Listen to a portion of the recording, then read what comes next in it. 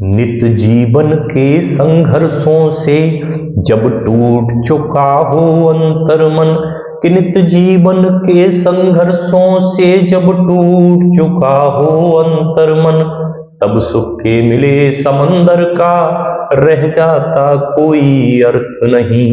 जब फसल सूख कर जल के बिन तिनका तिनका बन गिर जाए, कि जब फसल सूख कर जल के बिन तिनका तिनका बन गिर जाए, फिर होने वाली वर्षा का रह जाता कोई अर्थ नहीं।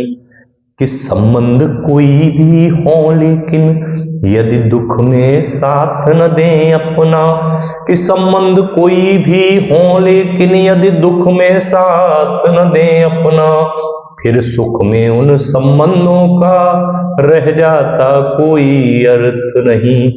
छोटी छोटी खुशियों के क्षण निकले जाते हैं रोज जहां, कि छोटी छोटी खुशियों के क्षण निकले जाते हैं रोज जहां, फिर सुख की नित्य प्रतीक्षा का रह जाता कोई अर्थ नहीं।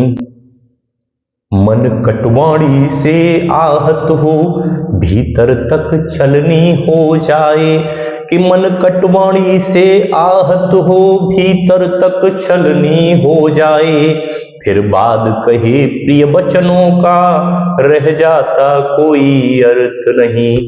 सुख साधन चाहे जितने हो पर काया रोगों का घर है, कि सुख साधन चाहे जितने हो पर काया रोगों का घर है, फिर उन अगणित सुविधाओं का रह जाता कोई अर्थ नहीं।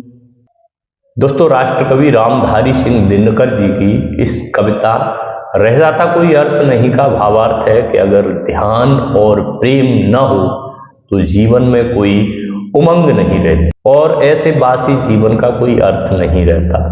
कविता का मतलब ये भी है कि किसी कहानी या भाव को कलात्मक रूप से अभिव्यक्त करना। कविता में छंद और अलंकारों का इस्तेमाल किया गया है।